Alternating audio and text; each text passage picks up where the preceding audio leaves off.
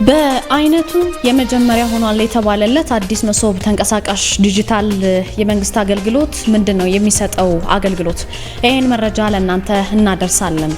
የጎጎት ፓርቲ መስራች የትግል አጋርና የክልሉ ምክር ቤት እጩ የነበሩት አቶ ክብሩ ውጅራ ከዚህ ዓለም በሞት ተለይተዋል። በጌዲዮ ዞን አስደንጋጭ መረጃ ተሰምቷል። የባንክ ባለሙያው በአሰቃቂ ሁኔታ ተገድሏል። ጉዳዩ የቀድሞ ፍቅረኛ ሚስቴን አገባህብኝ በሚል ቂም በቀል የተነሳ ነው ግድያው የተፈጸመው። በርካቶች ላይ ሀዘን የፈጠረ ጉዳይ ነው ተሰማላችሁ። በአዲስ አበባ ሳይታገቱ ታግተናል በማለት በውሸት ከቤተሰቦቻቸው 300 ሺህ ብር የጠየቁ የ15 እና የ16 ዓመት ታዳጊ ህጻናቶች ተይዘዋል። ታዳጊዎቹ ከሁለት ወንዶች ጋር ነው የተያዙት። ፖሊስ ያደረሰንን መረጃ እንነግራችኋለን። በየመን በሚገኘው ማሪብ ግድብ ወንዝ ውስጥ አንድ ኢትዮጵያዊ ለመዋኘት በገባበት ሰጥሞ ሞቷል። ይህንንም ሰማላችሁ። ኢራንን በጣሊያን ለመተካት እየታሰበ ነው ተብሏል። እንዴት እንነግራችኋለን። እንደምን ውላችኋል። አሃዱ ኒውስ ኤንድ ፖለቲክስ የእናንተ የመረጃ ቻናል ነው።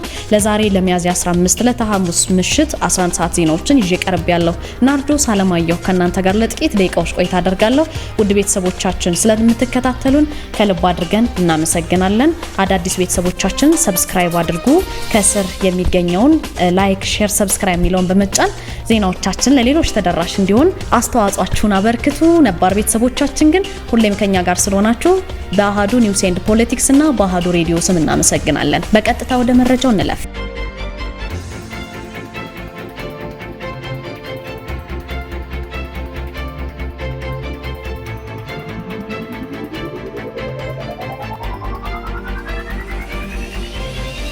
በአይነቱ ልዩና የመጀመሪያ ሆኗል የተባለው አዲስ መሶብ ተንቀሳቃሽ የዲጂታል አገልግሎት መስጫ ተጀምሯል። ከንቲባ አዳነች አቤቤም መልእክት አስተላልፈዋል። የሚሰጠው አገልግሎት ምንድነው የሚለውን ስናይ የአዲስ መሶብ ተንቀሳቃሽ አገልግሎት ህዝብ ወደ አገልግሎት መስጫ ቦታዎች መሄድ ብቻ ሳይሆን አገልግሎቱ ራሱ ወደ ህዝቡ እንዲጠጋ የማድረግ እድልን ይፈጥራል ነው የተባለለት። ይሄ የተንቀሳቃሽ አውቶቡስ የአዲስ መሶብ አገልግሎትን በተሟላ ደረጃ አገልግሎት የጀመረ ሲሆን ህዝቡ ባለበት ቦታ ሆኖ አገልግሎት እንዲያገኝ እድል ይፈጥራል ብለዋል እሳቸው። በአውቶቡሱ ላይ እንግዲህ የአገልግሎት መስጫ ስራ፣ የኃይል ማመንጫ ስራ ወይም ደግሞ የኃይል አማራጭ ስራ ከፀሐይ ብርሃን ማለት ነው፣ ፈጣን የኔትወርክ አማራጭ እንዲሁም ደግሞ በተሳካ ሁኔታ ተግባራዊ የተደረገለት ነው ተብሏል። የካሜራ ገጠማና የኮንፊግሬሽን ስራም ተጠናቋል። የአገልግሎት መስጫ መሰረታዊ ግብዓቶችም ተሟልቶ የሙከራ አገልግሎት በተሳካ ሁኔታ ተደርጓል ነው የተባለለት። ይሄ እንግዲህ ከቴክኖሎጂ ዝግጅት አንጻር ወጪን የሚቆጥብ የዳታ ማዕከል ግንባታን የሚያስቀር ነው። የአገልግሎት ጥራትና ወጥነትን የሚያረጋግጥ በሁሉም ማዕከላት ተመሳሳይ አገልግሎት ለመስጠት የሚያስችል የተግባራዊ ማድረግ መቻሉን በታላቅ ደስታ ስናበስር ደስ ብሎን ነው ብለዋል ከንቲባዋ። ተንቀሳቃሽ አውቶቡስ አገልግሎት የተጀመሩ አገልግሎቶች ምንድናቸው የሚለውን ስናይ የመሶብ አንድ ማዕከል ነው። ይሄ ማለት የገቢ አገልግሎት አለው፣ አዲስ ቲን ማውጣት አለ፣ የንግድ አገልግሎት አለ፣ የንግድ ፍቃድ ማውጣት ማደስ በሉት፣ የጤና ለመንጃ ፍቃድ አካላዊ የጤና ምርመራ፣ የሲቪል ምዝገባ አለ፣ የመታወቂያ እድሳትና ልደት ማለት ነው፣ የተሽከርካሪና አሽከርካሪ የመንጃ ፍቃድና የቦሎ እድሳት አለ፣ የኢትዮ ፖስታ ወይም የመንገድ ፈንድ ክፍያ አለ፣ የብሔራዊ መታወቂያው አዲስ ምዝገባና የመረጃ እርማት አለ፣ የኢትዮጵያ ኤሌክትሪክ አገልግሎት ቅድመ ክፍያ የሚሰጡ አገልግሎቶች ናቸው የሚገኙበት። በከተማችን ብሎም በሀገሪቱ ለዘመናት የአገልግሎት ዘርፉን ለመለወጥ ሳይቻል ስር በሰደደ አገልግሎት አሰጣጥ ችግር ተተብትቦ ይኖረ ቢሆንም መንግስት እንግዲህ ቃል በገባው መሰረት ግን ችግሩን ስር ነቀል በሆነ መልኩ የሚለውጥ የመሶብ ዲጂታል የአንድ ማዕከል አገልግሎትን በመተግበር ለተገልጋዩ ማህበረሰብ ታላቅ ሽግግርና እፎይታን ይዞ መጥቷል ነው ያሉት። ለህዝባችን የምናቀርበው ባዶ ፕሮፓጋንዳ ሳይሆን የገነባነውን ቃል ሁሌ በታማኝነት በተግባር ተከታታይነት ያለው የማያቋርጥ ተግባር እያከናወንን ነው ሲሉ ከንቲባ አዳነች በማህበራዊ ትስስር ገጻቸው ላይ ጽፈዋል። የጎጎት ፓርቲ መስራች የትግል አጋርና የክልል ምክር ቤት እጩ የነበሩት አቶ ክብሩ ውጅራ አሶሬ ከዚህ ዓለም በሞት ተለይተዋል። የጎጎት ፓርቲ መስራች እንግዲህ የትግል አጋርና የክልሉም ደግሞ ምክር ቤት እጩ የነበሩት አቶ ክብሩ ከዚህ ዓለም በሞት መለየታቸውን ፓርቲው በይፋ ባወጣው የሀዘን መግለጫ ነው ማየት የቻልነው። አቶ ክብሩ እንግዲህ በምሁርና አክሊል ወረዳ በጉራጌ አካባቢ የዣ ቁጥር 2 የምርጫ ክልልን ወክለው ለክልል ምክር ቤት አባልነት በእጩነት ቀርበው የነበሩ ናቸው። በፓርቲው የምስረታ ሂደትና የፖለቲካ ትግል ውስጥም ግንባር ቀደም ሚና ሲጫወቱ የነበሩ ቁልፍ የፖለቲካ ሰው እንደነበሩ ይገለጻል። ጎጎት ፓርቲ እንግዲህ ሚያዝያ 14 ባወጣው የሀዘን መግለጫው ላይ የፖለቲካ አመራሩን ህልፈት የማይተካው ትልቅ ሰው የማጣት ከባድ ሀዘን ሲል ሀዘኑን ገልጿል። ፓርቲው በመግለጫው ላይም እንደተብራራው አቶ ክብሩ ለህዝባቸውም ለፓርቲያቸውም የነበራቸው ትልቅ ታማኝነት፣ ትጋታቸው፣ ጽናታቸው ለሌሎች የትግል አጋሮቻቸው ሁሉ አርአያ የሚሆን ተግባር ነበር ነው የተባለው። ፓርቲው በህልፈት ህይወታቸው የተሰማውን ጥልቅ ሀዘን ገልጿል። ለሟች ቤተሰቦቹ፣ ለቅርብ ወዳጆቹ እንዲሁም ደግሞ ለመላው የፓርቲው አባላትም መጽናናትን ተመኝቷል። በጌዲዮ ዞን አሳዛኝ ዜና ተሰምቷል። የባንክ ባለሙያው በአሰቃቂ ሁኔታ ለምን ሊገደል ቻለ?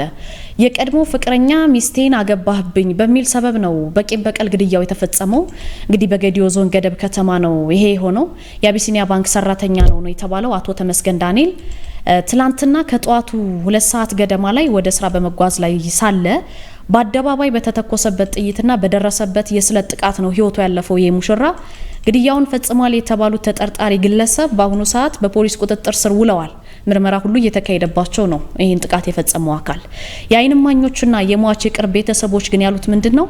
ጥቃቱ የተሰነዘረው አቶ ተመስገን ከ2 ወራት ካገቧቸው ከወይዘሮ ምህረት ደስታ ጋር በተያያዘ በደረሰ የቆየ ቂም በቀል የተነሳ ነው ይሄ ግድያ የተፈጸመው ማለት ነው። ተጠርጣሪው አቶ አቡሽ ታደሰ ይባላል። የሟች ባለቤት የቀድሞ ፍቅረኛ እንደነበረ ተጠቅሷል። ሚስቴን አገባህብኝ በሚል ሰበብ ነው ግድያውን የፈጸመበት። ጥቃቱ በደረሰበት ወቅት አቶ ተመስገን አድኑኝ ሊገድለኝ ነው በማለት የእርዳታ ጥሪ እያሰማ እንደነበር ነው የተነገረው። በአካባቢው የነበሩ ሰዎች ግን ፈጣን ምላሽ ባለማግኘታቸው ተጠርጣሪው በሽጉጥ በመተኮስና በመቀጠልም በተለያዩ የስለት መሳሪያዎች ጥቃት በማድረስ ነው ህይወቱ እንዲያልፍ ያደረገው። ፖሊስ ተጠርጣሪውን በቁጥጥር ስር አውሎታል። በነገራችን ላይ ዝርዝር ምርመራ እያከናወነበት ነው። ይሄ ዘግናኝ ድርጊት ታዲያ መነሻው ቂም በቀል እንደሆነ በማህበረሰቡ ዘንድ በሰፊው ይነገራል። እንግዲህ በቂም በቀል ተነስቶ እንደዚህ አይነት በተለይ ሪሌሽን ጋር በተገናኘ እንደዚህ አይነት ቂሞች ሊኖሩ ይችላሉና ከህግ ተጠያቂነትም ካምሮ ጸጸትም ሊያድነን የሚችልን ውሳኔ መወሰን አስፈላጊ እንደሆነ ይነገራል። ሟች ተመስገን በቅርቡ በትዳር ከአገባት ባለቤቱ ጋር የነበረውን ግንኙነት ያልተቀበለውና ለአመታት የቀድሞ ፍቅረኛው እንደነበረ የሚነገርለት ግለሰብ ይህንን አሰቃቂ ጥቃት እንደፈጸመበት መረጃዎች ያሳያሉ። ይሄ እንግዲህ የአንድ ግለሰብ ህይወት በዚህ መልኩ በአደባባይ መቀጠፉ እጅግ የሚያሳዝንና ህግም ደግሞ ይዞት ምንድነው መጨረሻው የሚለውን በርካቶች እየጠበቁት ይገኛሉ። አዲስ አበባ ውስጥ ሳይታገቱ ታግተናል ያሉት ታዳጊዎች መነጋገሪያ ሆነዋል። እነዚህ ታዳጊዎች የ15 እና የ16 ዓመት ታዳጊ ሴቶች ናቸው የምታያቸው ማለት ነው። እነዚህ ታዳጊዎች ከሁለት ወንዶች ጋር ነው ፖሊስ የያዛቸው። ተጠርጣሪዎቹ የወንጀል ድርጊቱን የፈጸሙት ለሚኩራ ክፍለ ከተማ ወረዳ 2 ልዩ ቦታው የካባዶ አካባቢ ላይ ነው። በተለምዶ የካባዶ የሚባለው ሰፈር ነው። የ15 እና የ16 ዓመት ገና ታዳጊ እድሜ ያላቸው ሴት ታዳጊዎች ናቸው። ምስሉ ላይ የምታያቸው ሰዎች ናቸው። ሚያዝያ 12 ቀን ለትምህርት ብለው እንደወጡ ሳይመለሱ ይቀራሉ። እንግዲህ ጉዳዩ እንዴት ተጀመረ የሚለውን ስናየው ሚያዝያ 12 ቀን ነው ትምህርት ቤት እንደሄዱ ሳይመለሱ የቀሩት። በልጆቹ መጥፋት ቤተሰቦቻቸው በጣም ተጨንቀው በነበሩበት ጊዜ ታዳጊዎቹ ስልክ ደውለው ምንድነው ያሉት? ቤተሰቦቻቸውን 300 ሺህ ብር ላኩልን፣ ካልሆነ ግን ገንዘቡ ካልተሳካላቸው የያዟቸው ግለሰቦች ጉዳት ሊያደርሱባቸው መሆኑን ይገልጻሉ በስልክ። የወንጀሉ ጉዳይ ሪፖርት የደረሰው የለሚኩራ ክፍለ ከተማ ፖሊስ መምሪያ ነው። ፖሊስ እንግዲህ ይሄንን ጥቆማ ይዞ ባደረገው ክትትልና ፍለጋ ሚያዝያ 13 ቀን ለሚኩራ ሲኤምሲ አካባቢ ላይ ታዳጊዎችን ከሁለት ወንዶች ጋር በቁጥጥር ስር አውሏቸዋል። ፖሊስ ባደረገው ምርመራም ታዳጊዎቹ ከሁለት ወንድ ጓደኞቻቸው ጋር ሲዝናኑ እንደነበረ ነው የተረጋገጠው። ሌላ ሁለት እነዚህ የምትመለከቷቸው ወንዶች ጋር እየተዝናኑ ነበረ አራቱን ታዳጊዎችና ለነዚህ ታዳጊዎች ደግሞ የመኝታ ክፍል ያከራየውን ግለሰብ ይዞታል ፖሊስ። ምርመራም ቀጥሏል እና ወደ ውጭ ሀገር ለመሄድ አስበውና ተነጋግረው ድርጊቱን አቀነባብረው እንደፈጸሙት ለፖሊስ በሰጡት ቃል መረዳት ተችሏል። ሆቴል ቤቶችም ሆኑ የመኝታ ክፍሎች የሚያከራዩ ተቋማት ወይም የምታከራዩ ሰዎች ለህፃናትም ሆነ ለታዳጊዎች የመኝታ ክፍል ማከራየትና አልኮል መጠጥ መሸጥ እንደሌለባቸው እነዚህ ህፃናት 15 እና 16 ዓመታቸው ነው። እንግዲህ ሆቴል እንዴት ሲከራያሉ የሚለው ነገር ሌላ ጥያቄ ነው። ለነዚህ ሰዎች ግን በተለይ መኝታ ክፍል የሚያከራዩ ግለሰቦች የሚያከራዩ ተቋማት ማለት ነው ለህፃናትም ሆነ ለታዳጊ መኝታ ክፍል ማከራየት አልኮል መሸጥ የለባቸውም ብሏል ፖሊስ። ይሄን አሳስቦ ቤተሰብም ልጆቻቸውም የትና ከነማን ጋር ነው የሚውሉት ማን ጋር ነው ውሎ አዳራቸው የሚለው ማረጋገጥ ልምድ ሊያዳብር እንደሚገባ የአዲስ አበባ ፖሊስ ጠቅላይ መምሪያ መልእክቱን አስተላልፏል። እነዚህ ታዳጊዎች እንግዲህ ታግተናል 300 ሺህ ብር አስገቡ በማለት በሐሰት ታግተናል በማለት ያጭበረበሩበት መንገድ ከሽፎ ፖሊስ በቁጥጥር ስር ሊያውሏቸው ችለዋል። የተያዙትም በሲኤምሲ አካባቢ እንደሆነ ተገልጿል። በየመን በሚገኘው ማሪብ ግድብ ቦይ ውስጥ ለመዋኘት የገባ አንድ ኢትዮጵያዊ ሰጥሞ ሞቷል። በየመን ውሃ ውስጥ እንግዲህ በርካቶችን ያሳዘነ አንድ ክስተት ተከሰተ። ይሄም አንድ ኢትዮጵያዊ መስጠሙ ነው። የዚህ ኢትዮጵያዊ አስከሬን ፍለጋ እንደቀጠለ ነው። በየመን በሚገኘው ማሪብ የተባለ ግድብ ቦይ ውስጥ ለመዋኘት ሞክሮ ነው አደጋው የተከሰተበት። ይሄ ኢትዮጵያዊ መስመጡን የመን ኦንላይን የተባለ የየመን ሚዲያ ነው የዘገበው። እንደ ዘገባው ይሄ ኢትዮጵያዊ በትናንትናው ዕለት ለመዋኘት ቦይ ውስጥ መግባቱን የአይን ምስክሮች ይገልጻሉ። በሰላም ለመዋኘት ገብቶ ነው ሰጥሞ የቀረው። ይሁንና በወቅቱ የነበረውን ኃይለኛ የውሃ ጅረት መቋቋም አቅቶት ከቦዩ መውጣት አቅቶት ነው የሰጠመው። ይህንን የገለጸው ዘገባው ነው። የነፍስ አድን ሰራተኞችም በስፍራው ደርሰው ቢፈልጉትም ሊገኝ አልቻለም። ፍለጋው ዛሬም ድረስ ቀጥሏል። ይሄ ዘገባ እስከተጠናከረበት ሰዓት ድረስ እንግዲህ አልተገኘም አስከሬኑ። የአካባቢው ባለስልጣናት እንደሚናገሩት ከቅርብ ዓመታት ወዲህ እንደዚህ አይነት አደጋዎች በተደጋጋሚ እየተከሰቱ ናቸው። ይሄ በቦዩ አካባቢ የደህንነት ስጋት እንዳለ የሚያሳይ ነው። ስለሆነም ነዋሪዎችና ጎብኚዎች ወደዚህ አካባቢ ስትመጡ ከፍተኛ ጅረት ባለበት ወቅት በቦዩ ውስጥ ከመዋኘት እንድትቆጠቡ መልእክት ተላልፏል። በመጨረሻም ኢራንን በጣሊያን ለመተካት እየታሰበ ነው ተብሏል። በርካታ መገናኛ ብዙሃን እንደዘገቡት ከሆነ በ2026 የዓለም ዋንጫ ዜማ የእግር ኳሱን ዓለም የሚያነጋግር አዲሱ ውዝግብ ነው የተነሳው። የአሜሪካው ፕሬዝዳንት ዶናልድ ትራምፕ መልእክተኛ የሆኑት ፓኦሎ ዛምፖሊ የፊፋ ኢራንን ከውድድሩ ውጭ አድርጎ በምትኳ ግን ጣሊያንን እንዲያስገባ መጠየቃቸው ነው የታወቀው። ምንም እንኳን የጣሊያን ብሔራዊ ቡድን በሜዳ ላይ በነበረው የማጣሪያ ጨዋታ ለ2026 የዓለም ዋንጫ ማለፍ ባይችልም ዛምፖሊ ግን ፊፋ በኢራን ላይ የቅጣት እርምጃ እንዲወስድና ለጣሊያን ድንገተኛ እድል እንዲሰጥ ጥሪ አቅርበዋል። በርካቶችም እየዘገቡት ነው። ጥያቄው በዲፕሎማሲያዊ ጫናዎች የታጀበ እንደሆነ ቢገለጽም ግን በስፖርቱ ማህበረሰብ ግን ግርምትን ፈጥሯል። እስካሁን ድረስ ኢራንን በጣሊያን የመተካቱ ሁኔታ ማለት ነው። ለጣሊያን ደጋፊዎች ይሄ ትልቅ ተስፋ የሚሰጥ ቢመስልም ግን የፊፋው ፕሬዝዳንት ጂያኒ ከሳምንት በፊት በሰጡት መግለጫ ላይ ወይም ማረጋገጫ ላይ ኢራን በውድድሩ ላይ እንደምትሳተፍ በይፋ መናገራቸው ይታወሳል። ፊፋ እስካሁን ድረስ በፖለቲካዊ ምክንያቶች ቡድኖችን ከመተካት ይልቅ በሜዳ ላይ ለተመዘገበ ውጤት ቅድሚያ እንደሚሰጥ የሚታወቅ ነው። ኢራን ግን በፖለቲካዊ ምክንያቶች ትታገድና ጣሊያን እንድትተካ የቀረበ ጥያቄ ነው። ቡድኑ በማጣሪያው ወድቆ የነበረ ቢሆንም አሁን ግን በደብዳቤ መግባት እድል እየተፈለገለት ነው የሚገኘው። ፕሬዝዳንቱ እንግዲህ የኢራንን ተሳትፎ አስቀድመው አረጋግጠዋል። ይሄ ያልተጠበቀ ዲፕሎማሲያዊ ጫና በፊፋ ውስጥ ላይ ለውጥ ያመጣ ይሆን ወይስ ኢራን በለመደችው መልኩ ጉዞዋን ትቀጥል ይሆን የሚለው ጉዳይ የብዙዎች መጠባበቂያ ጉዳይ ሆኗል መጨረሻውን ለማየት። ሆኖም የኳስ ወዳጆች እንደሚሉት ከሆነ የሜዳ ውጤት በደብዳቤ አይቀየርም ነው የተባለው። ውድ ቤተሰቦቻችን ለዛሬ ያዝናቸው መረጃዎች እነዚህ ናቸው። አብራችሁን ስለሆናችሁ እናመሰግናለን። በድጋሚ አብዛኞቻችሁ ውድ ቤተሰቦቻችን ስለምትከታተሉን ብናመሰግንም አብዛኞቻችሁ ግን የምትመለከቱት ሰብስክራይብ ሳታደርጉ ነውና ሰብስክራይብ በተን በመጫን ቤተሰቦቻችን ሁሉ ላለው ለነበረን ጊዜ ከልብ አድርጌ ነው ማመሰግነው። ናርዶስ አለማየሁ ነበርኩኝ። በያላችሁበት ጥሩ ጊዜ ይሆንላችሁ። ሰላም ለእናንተ ይሁን ውድ የአህዱ ቤተሰቦች፣ በድጋሚ በያላችሁበት ሰላምታችን ይድረሳችሁ ብለናል።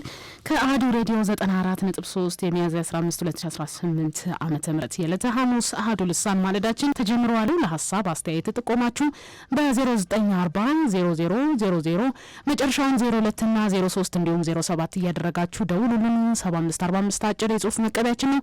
በ7545 በቀጥታ መደወልም ይቻላል። አህዱ ልሳን ማለዳውን እየመራው ፍቅር ተቢተው ነጻነት ኪዳኔ ቴክኒኩን እየተቆጣጠረች እንዲሁም ህይወት የጌትነት የእናንተ ውድ ቤተሰቦቻችን ሀሳብ አስተያየት ጥቆማ እየተቀበለች አብረናችሁ እንዘልቃለን። አንኳር ዘገባዎቹ ቀዳሚ ናቸው። መረጃ በማይሰጡ ኃላፊዎች ላይ እርምጃ የሚያስወስድ ሕግ ተዘጋጀ። አዲሱ የመረጃ ነጻነት ረቂቅ አዋጅ የግል ተቋማት ጭምር መረጃ እንዲሰጡ የሚያስገድድ አንቀጽም በማካተት ለሕዝብ ተወካዮች ምክር ቤት ቀርቧል። የመገናኛ ብዙኃንና የመረጃ ነጻነት የየራሳቸው ባህሪ ቢኖራቸውም እስካሁን የመገናኛ ብዙኃንና መረጃ ነጻነት አዋጅ ቁጥር 590/2000 በሚል በአንድ ላይ ተያይዘው ቆይተዋል። ይሄ ደግሞ ግልጽ አሰራር ስርዓት እንዳይዘረጋ ማድረጉን የተናገሩት የህዝብ ተወካዮች ምክር ቤት አፈ ጉባኤ አቶ ታገሰ ጫፎ ናቸው። በመሆኑም የመረጃ ነጻነት ረቂቅ አዋጁ ለብቻው ረቆ መቅረቡን ገልጸዋል። የመገናኛ ብዙኃንና የመረጃ ነጻነት አዋጅ ቁጥር 590/2000 ሁለት የተለያዩ መሰረታዊ ነጻነቶች የሚመሩበት ዝርዝር ድንጋጌዎች አጣምሮ የያዘ ነው። ሆኖም የመገናኛ ብዙኃንና የመረጃ ነጻነት የየራሳቸው ባህሪ እና ዓላማ ያላቸው ሆኖ ሳለ ድንጋጌዎቹ በአንድ አዋጅ ተጣምረው መውጣታቸው በቂና ግልጽ የአሰራር ስርዓት እንዳይዘረጋ አድርጓል። የረቂቅ አዋጁ ዋነኛ ዓላማ በስራ ላይ ባለው የመረጃ ነጻነት ሕግ ለአፈጻጸም አስቸጋሪ የሆኑ የቆዩትን መረጃ ነጻነት ድንጋጌዎች፣ የስነ ስርዓት ሂደቶች እና መረጃን ተደራሽ በማድረግ ሂደት ውስጥ ያሉትን ልዩ ሁኔታዎች ግምት ውስጥ በማስገባት በመንግስት አካልና በግል ድርጅቶች እጅ በሚገኝ መረጃዎች ላይ ተፈጻሚነት ያለው ራሱን የቻለ ግልጽ ዝርዝር የመረጃ ነጻነት አዋጅ በማውጣትና ቀልጣፋ የመረጃ ተደራሽነት ስርዓት በመዘርጋት የግለሰብን የህዝብንና የሀገርን መሰረታዊ ጥቅምና መብት ማስጠበቅ ነው። 7 ክፍሎችና 60 አንቀጾችን የያዘው ይህ የመረጃ ነጻነት ረቂቅ አዋጅ በዋናነት አዋጁን የማስፈጸም ሙሉ ስልጣን ለኢትዮጵያ ሕዝብ እንባ ጠባቂ ተቋም ይሰጣል። ማንኛውም ዜጋ መረጃ በሚጠይቅበት ወቅትም መረጃ በማይሰጡ ኃላፊዎች ላይም ተጠያቂነትን የሚያስከትል መሆኑን ተገልጿል። ረቂቅ አዋጁ የመንግስት ተቋማትን ብቻ ሳይሆን ከሕዝብ አገልግሎት ጋር በቀጥታ የሚገናኙ የግል ድርጅቶችንም ጭምር መረጃ እንዲሰጡ የሚያስገድድ አንቀጽ ማካተቱን በጥንካሬ ተነስቷል። ይህም ጥሩ ድንጋጌ መሆኑን የህዝብ ተወካዮች ምክር ቤት አባል የሆኑት ዶክተር ደሳለኝ ጫኔ ተናግረዋል። የመረጃ ነጻነት ረቂቅ አዋጁ ጥሩ ጥንካሬዎች ያየሁባቸዋሉ። በድራፍት አዋጁ ላይ ከነዚህም መካከል አዋጁ በመንግስት አካላት ላይ ብቻ ሳይሆን ከህዝብ ጋር የተያያዙ ተግባራትን የሚያከናውኑ የግል ድርጅቶችም ላይ ተፈጻሚ እንዲሆን መደረጉ እሱ ጥሩ ነው። ምክንያቱም ህዝብ መንግስት ላይ ብቻ ሳይሆን ኢንተረስት ያለው የግል ድርጅቶችም ሆኖ በርካታ ቬስትድ ኢንተረስት ያለባቸው ድርጅቶችም እንዲሁ ትራንስፓረንት እንዲሆኑ ማስገደድ መታቀዱ እሱ አንደኛው ጥንካሬው ነው። ሌላው መረጃን የመከልከል መብት የሚኖረው መረጃውን በመግለጽ የሚመጣው ጉዳት ከመግለጹ የከፋ ሲሆን እንዲሆን መደረጉም እሱም ጥንካሬው ነው ብዬ አስባለሁ። ብዙ ጊዜ የመረጃው መገለጽ ጠቀሜታውና ጉዳቱ ሳይመዘን በድፍን የህዝብ ኢንተረስትን ለመጠበቅ በሚል ሰበብ መረጃ የመከልከል አዝማሚያ ስለነበር እሱም ላይ ገደብ መደረጉ በጎ ነገሩ ነው ብዬ አስባለሁ። ይሁን እንጂ ረቂቅ አዋጁ ላይም ይፋ የማይደረጉ መረጃዎች በማለት በአንቀጽ 18 ላይ በዝርዝር ያስቀመጠው ድንጋጌ የክርክር መነሻ ሆኗል። በዚህ መሰረትም የመከላከያና የሀገር ደህንነት መረጃዎች፣ የፍርድ ቤት ምርመራ ሂደቶችና የድርጅት ሚስጥሮች የህግ ጥበቃ እንደሚያገኙና ይፋ እንደማይደረጉም ይገለጻል። የምክር ቤት አባሉ ዶክተር ደሳለኝ ይህ አንቀጽ የተለየ ትርጉም የተጋለጠ በመሆኑና ለብልሹ አሰራር ምቹ ሁኔታ ሊፈጥር ስለሚችል በዝርዝር እንዲታይም ምክረ ሀሳብ አቅርበዋል። አንቀጽ 18 የብሔራዊ ደህንነት ገደቦችን በአዋጁ በግልጽ ተተርጉመዋል ብዬ አላስብም። ስለዚህ በአግባቡ ትርጉማቸው ቢካተት የጠላቶች ወይም የአመፀኞች እንቅስቃሴ በሚል የቀረበ ትርጓሜ አለ። እሱ ለሰፊ ትርጓሜ እንዳይገለጥ በደንብ በተብራራ መንገድ ትርጉሙ ሊቀመጥለት ይገባል ብዬ አስባለሁ። ከብሔራዊ ደህንነት ጋር ተያይዞ ማይገለጽ ጉዳይ ካለ ስፔሲፊክ በብሔራዊ ደህንነት ተቋማቶቻችን ላይ የሚያደርሰው ጉዳት በይፋ መኖር መረጋገጥ የሚያስችል ድንጋጌ መካተት አለበት ብዬ አስባለሁ። በጅምላ እነዚህ የብሔራዊ ደህንነት ጉዳዮቻችን ናቸው መገለጽ አይችሉም እየተባለ የዜጎች የመረጃ የማግኘት መብትን የሚጋፋ እንዳይሆን እና ብልሹ አሰራርንም ለመሸፈን በተለይ በመከላከያ፣ በደህንነት፣ በፖሊስ፣ በጸጥታ ተቋሞቻችን ላይ ያሉ ብልሹ አሰራሮችን ለመሸፈን እንዳይውሉ ይሄ በአግባቡ ትርጉሙ በምን ሁኔታም ስፔሲፊክ እንደሚከለክል ተብራርቶ በአዋጅ ውስጥ አሃዱ በረቂቅ አዋጁ ዙሪያ ሙያዊ ማብራሪያ እንዲሰጡበት ጠበቃና የህግ አማካሪ የሆኑት አቶ ዳንኤል ፍቃዱን አነጋግሯል። የህግ ባለሙያው የረቂቅ አዋጁ ዋነኛ ዓላማ ሁለቱን አዋጆች መለያየት መሆኑን መሆኑን አብራርተዋል። አዋጁ ከተካተቱ መሰረታዊ ድንጋጌዎች መካከል የመንግስት ኃላፊዎች ተጠያቂ የሚሆኑበትና መረጃ የሚሰጡበት ጊዜ ገደብ መወሰኑን ተናግረዋል። በተጨማሪም ጋዜጠኞች ያለ ፍርድ ቤት ትዕዛዝ እንዳይታሰሩም የሚያግድ ድንጋጌ መካተቱንም ገልጸዋል። እንዳልከው የመገናኛ ብዙሃንና የመረጃ ነጻነትን የሚደነግገውን ነገር መለየት የመጀመሪያው የአዋጁ ዩኒክ የሚያደርገው ነገር እሱ ነው። ሌላው ምንድነው የመንግስት ኃላፊዎች ተጠያቂ የሚሆኑበትና የጊዜ ገደብ መረጃ የሚሰጡበትን የጊዜ ገደብ ከ3 ወር ወደ 21 እስከ 35 ቀን በሚለው ጊዜ ውስጥ መረጃ ለጠየቃቸው ሚዲያ ተቋም የመስጠት ኃላፊነት ጥሎባቸዋል። ሌላ ልዩ የሚያደርገው ነገር ምንድነው ከበፊቱ አዋጅ ለሚዲያ ባለሙያዎች ከፍርድ ቤት ትዕዛዝ ውጪ እስር እንዳይፈጸምባቸው ጥበቃ ያደርግላቸዋል እና በፍርድ ቤት ክስ ሳይቀርብ የጥፋተኝነት ምሳሌ ሳይሰጥ ጋዜጠኞችን ማሰር የተከለከለ ነው የሚል ድንጋጌ እንዲህ ተደርጓል። የቅልቦና ዘገባ ስህተት እንኳን ቢኖር የቅልቦና ዘገባን ተጠያቂነት እንዳይኖር የሚል ድንጋጌ እንዲካተት ተደርጓል። ይህ ማለት ምንድነው እንግዲህ ቅልቦና የሚባለው ነገር ትንሽ አጨቃጫቂ ነው በራሱ። እንዴት ነው በቅልቦና ነው የዘገበው? በክፉ ልቦና ተነስቶ ነው? ባድ ኢንቴንሽን አለ ጉድ ኢንቴንሽን አለ የሚለው ነገር ትንሽ አጨቃጫቂ ነው። ስለዚህ እሱን አዋጁ ሲወጣ ያው በህዝብ ተወካዮች ምክር ቤት ተጨማሪ ምክክር የሚደረግበት ስለሚሆን እሱ ግልጽ መደረግ አለበት የሚል የራሴ እምነት አለኝ። አዋጁን የማስፈጸም ስልጣን ለህዝብ እንባ ጠባቂ ተቋም መሰጠቱን የገለጹት የህግ ባለሙያው ትችት በቀረበበት የደህንነት መረጃዎች አያያዙ ዙሪያም አስተያየታቸውን ሲሰጡ አዋጁ ወደፊት ሲጸድቅ የትኛው መረጃ በሚስጥር መሆን እንዳለበትና ግልጽና ማሻሻያ መንገድም ሊቀመጥ ይገባል የሚለው ሊታይ እንደሚገባም ተናግረዋል። ለእንባ ጠባቂ ተቋም የተሰጠ ስልጣን አለ። ተቋሙ ህግን ለማስፈጸም ሙሉ ስልጣን የተሰጠው ሲሆን መረጃ በማይሰጡ ኃላፊዎች ላይ አስተዳደራዊ እርምጃ መውሰድ እና ስልታዊ ምርመራ የማድረግ መብት እንዲኖረው ተደርጓል። እንባ ጠባቂ ተቋሙ ይፋ የማይደረጉ መረጃዎችን በተመለከተ የመከላከያ እና የደህንነት መረጃዎች ይፋ አይደረጉም ብሎ ገደብ ጥሏል፣ ሙሉ ክልከላ ጥሏል። ያ ግን ወደፊት በግልጽ መብራራት አለበት። ምክንያቱም ብዙ ስኮላሮች እዚህ ላይም ትችት የሚያቀርቡት ነገር አለ ምሁራን። ያ ምንድነው ማንኛውንም እንቅስቃሴ ነው ወይ ለምሳሌ በመንግስት በጀት የሚተዳደሩ ተቋማት ናቸው። ኦፕሬሽናቸውን ከሀገር ደህንነት ጋር የተያያዘውን ነገር ነው እንጂ ዘገባ በግልጽ ሊዘገብ የማይችለው ከሀገር ደህንነት ጋር የሀገር ሚስጥር ከመጠበቅ አንጻር ያለው ነገር ነው እንጂ ለምሳሌ በጀታቸውን አፈጻጸማቸውን በተመለከተ ፓርላማ የሚቀርቡ መረጃዎች አሉ ለምሳሌ። ስለዚህ እነሱንም ጨምሮ ነው ወይ ይጨምራል አይጨምርም የሚለው አዋጁ ወደፊት ከረቂቅነት ወጥቶ ሲሰድቅ ግልጽ መሆን አለበት ብለው እነዚህ ነገሮች ተብራርተው በግልጽ መውጣት አለባቸው ብለው የሚተቹ ሰዎች አሉ። የኔም እምነት እንደዛ ነው። የህዝብ ተወካዮች ምክር ቤት ይህንን መረጃ የመጠየቅ የማግኘትና የማስተላለፍ ጉዳዮችን የሚመለከት የመረጃ ነጻነት ረቂቅ አዋጅ 10/2015 ሆኖ ለተጨማሪ ምርመራ መጋቢት 29 ቀን 2018 ዓ.ም ለዲሞክራሲ ጉዳዮች ቋሚ ኮሚቴ መምራቱም ይታወሳል። በመንግስት የልማት ድርጅቶች ጫና የግል ማስታወቂያ ድርጅቶች ከገበያ እየወጡ መሆኑ ተገለጸ። በአዲስ አበባ ከተማ የማስታወቂያ ዘርፍ ላይ የተሰማሩ የግል ድርጅቶች ግዙፍ የመንግስት የልማት ድርጅቶች ያለሙያዎችና ያለ አግባብ ወደ ዘርፉ በመግባታቸው ምክንያት ከገበያ እየወጡ መሆናቸውን የአዲስ አበባና የሸገር ከተማ ማስታወቂያ ድርጅት ማህበር ለአህዱ አስታውቋል። የማህበሩ ፕሬዝዳንት አቶ ኢሳያስ ጋሻው ተቋማቱ በአዋጅ ከተሰጣቸው ተልዕኮ ውጪ የማስታወቂያ ስክሪን ተከላ ንግድ ላይ መሰማራታቸው በግል ዘርፉ ላይ ከፍተኛ ተጽዕኖ አሳድሯል ሲሉም ለአህዱ ተናግረዋል። መንግስት ወደ ዲጂታል የማስታወቂያ አሰራር ለመሸጋገር በወሰደው እርምጃ ቀደም ሲል የነበረው የፕሪንት ወይም የወረቀት ማስታወቂያ ዘርፍ እንዲታገድ መደረጉም ይታወሳል።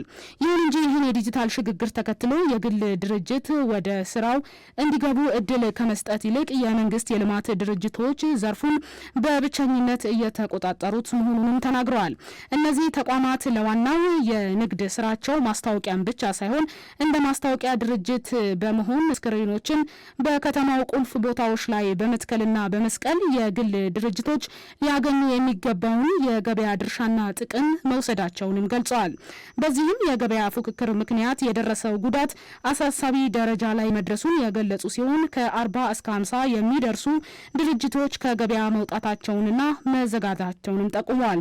ድርጅቱ ከገበያ መውጣታቸውን ተከትሎ በዘርፉ ተቀጥረው ይሰሩ የነበሩ በርካታ ዜጎች በመበተናቸው ለስራ አጥነት መዳረጋቸውንም አስረድተዋል። ድርጅቱ ያለምንም የሽግግር ጊዜና ቅድመ ዝግጅት ስራቸው መታገዱ ለከፍተኛ ኪሳራ መዳረጋቸውንም ተናግረዋል። በፊት የነበረው ፕሪንት ሚዲያ ነበረ። ያን ፕሪንት ሚዲያ ኮምፕሊትሊ አገደውት ወደ ስክሪን ለወጡት ማለት ነው። ዲጂታል ፕሪንት አልነበረም ድሮ፣ አሁን ደግሞ ዲጂታል ስክሪን ሆነ ማለት ነው። ያ ምንድነው? ለምን አልሆነም፣ ለምን አልተቀየረም አይነት ነገር አይደለም። ያው በዘርፉ ላይ ያሉ ብዙ ድርጅቶች ሉዝ አድርገዋል። ሰራተኛ የሚቀነስ አለ፣ የበተና አለ፣ የዘጋ አለ።